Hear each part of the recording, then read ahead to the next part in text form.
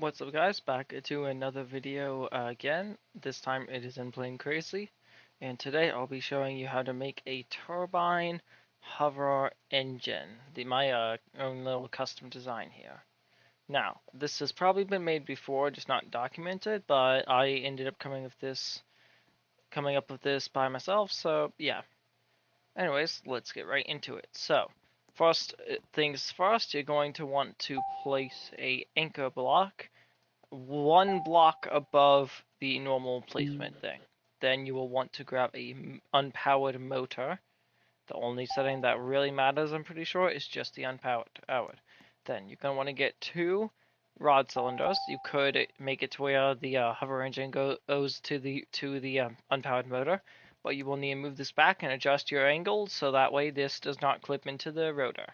Now, you're going to want to place 4 of these blocks, and now put 4 more on the edges, making a cross, just like how I am. I'm on computers, but this may be harder for you. Now place the two blocks right here as well.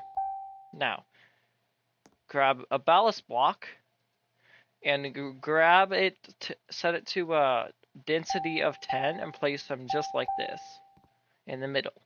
Now, you are going to want to get your hover engines. Now, it does not have to be Q&E, it does not have to be the settings I'm using, like for the keybinds. It does not have to be the keybinds I'm using, but I would recommend these other settings. Besides wider detection. Now, that one, I don't know if it really does anything, so yeah, if it doesn't do anything, if you want, you can turn the wider detection off. I don't know if it really does anything. So just follow how I'm doing it. Now, for the thing. Now, as you can see, this hover engine pushes left, this pushes down, this pushes right, this pushes up, then this pushes left again. That's going to create the spinning motion.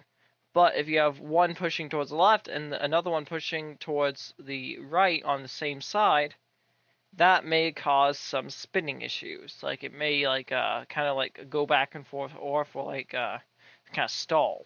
And that's because you have two opposite forces pushing on one another. That should create a zero momentum or very little momentum. You're going to have to make sure to watch it in a loop. Going towards the back of the hover engine is the side it will go. So make sure to set it to be properly angled for the right spinning direction. Or you could just have it to where you have it kind of the opposite, where you have it like this.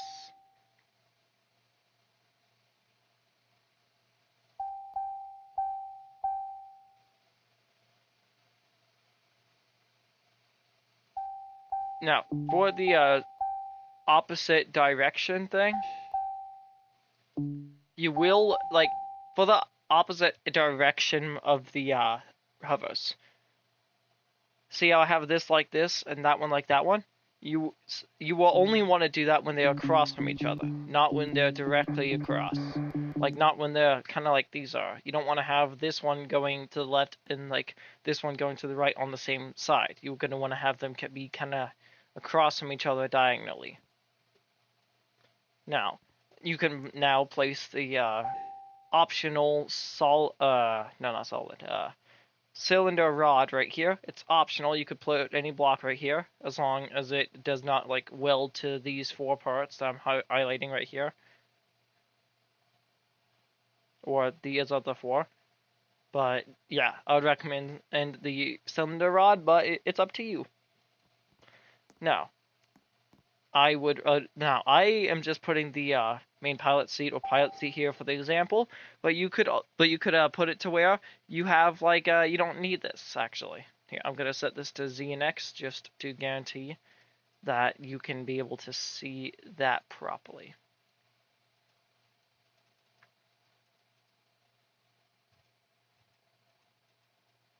There. Alright, now you will need to set the blocks just like this. You could use any block for this. I'm using half wedges or half blocks. I am not looking to make it that aesthetically pleasing, but this is meant to be, to where you can kind of customize it yourself. Now, you put an angle lock going downward, just like this. Now, for this tutorial, you will want an angle of 15, but if you have a longer or shorter one, you may want a different one. Now, I recommend the half blocks because it has a uniform size all throughout, unlike the half wedges or whatever. You could use any block here, I just recommend the 4 half blocks. Now, this will have to be as long as your hovers. So say you have 6 hovers, this will need to be 6 blocks long. Like 6 hovers long, 6 blocks long. Now that is the tutorial complete. Now just make it like you will need to have an unpowered motor here, but you will want your ballast blocks of 10. And now you can put ballast blocks right here as well, just to give it a uniform weight all across. Me personally, I don't know if that will do anything, but it's up to you. This one is meant to where you can be able to do it however you want.